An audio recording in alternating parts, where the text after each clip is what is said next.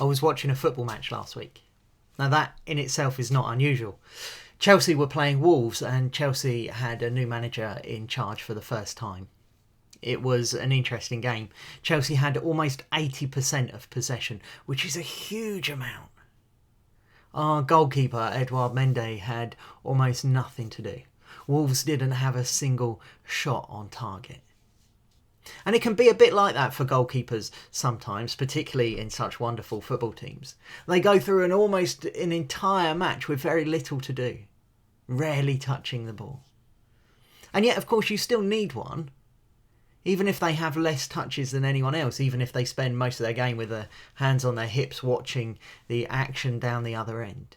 You wouldn't dream of not having one, because if the goalkeeper wasn't there, the other team would soon be shooting from everywhere and scoring from all over the pitch. It would just have to be on target and it would go in. I guess what I'm saying is that a good football team, or any sports team really, needs every single player doing their bit. The best teams are the ones where everyone knows their role and performs it to the best of their ability. Yesterday I read to you from 1 Corinthians 12, which lists what we sometimes call the gifts of the Spirit. Gifts that some of God's people are given for the benefit of the whole church. That passage makes it clear that as God's people we all have a part to play.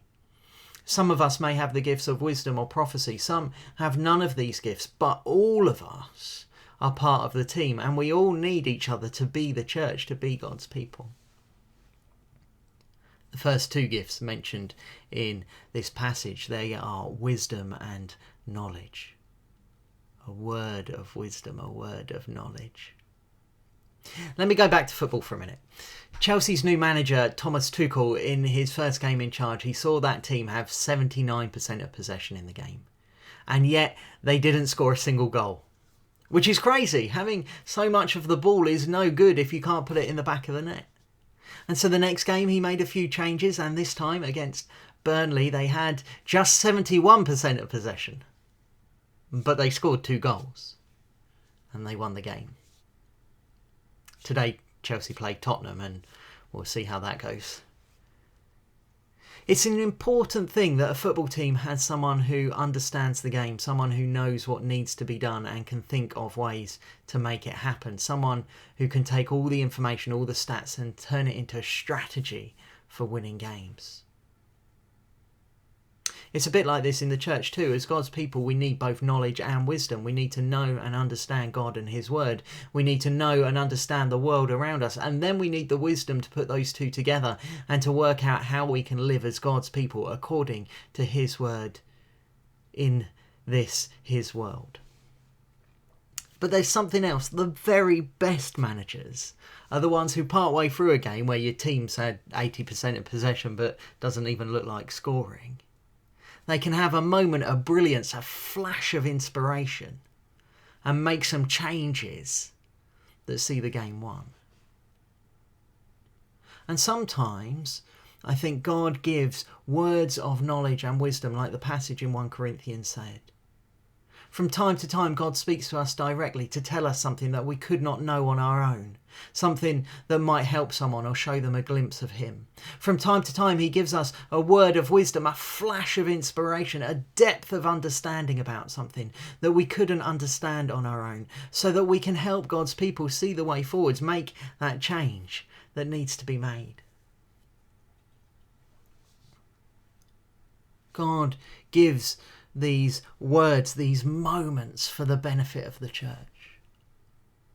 But these two gifts, knowledge and wisdom, they don't come just as those flashes of inspiration, though those are important. They are not just supernatural moments of understanding and clarity. They are ongoing gifts for all of God's people, I think, to one extent or another. We all need knowledge and wisdom in our lives and to play our part in the life of the church. We can gain knowledge by reading God's word, by seeking to understand it and the world around us, and that is something we need to pursue. And we can gain wisdom, the godly art of applying that knowledge, simply by asking for it. James 1:5 says, "If any of you lacks wisdom, you should ask God, who gives generously to all without finding fault, and it will be given to you. So you might hear someone have a word of knowledge, an inspiration of wisdom, and we should always pay attention to those things. But for each and every one of us, for you today, I would say, pursue knowledge, ask for wisdom, share these gifts with the church, and in this way, we might all be better able to live as God has called us to.